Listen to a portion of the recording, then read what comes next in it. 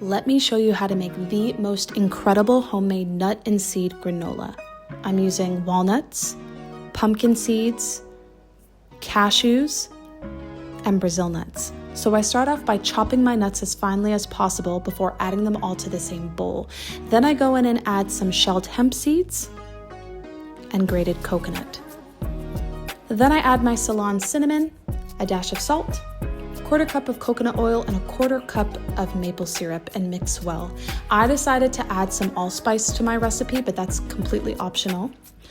So make sure that it's mixed as well as possible, and then you're gonna add that to your lined baking tray and make sure that it's well spread out and pat it down with the spatula to get it nice and flat.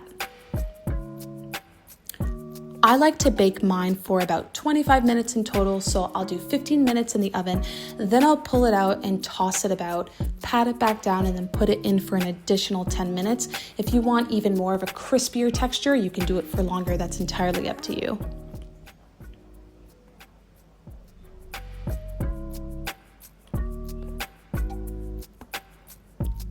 Now this granola is perfect to top smoothie bowls, to top dessert snacks.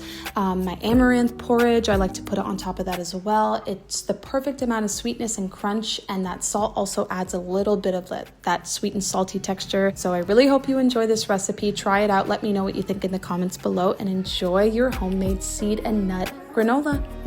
See ya.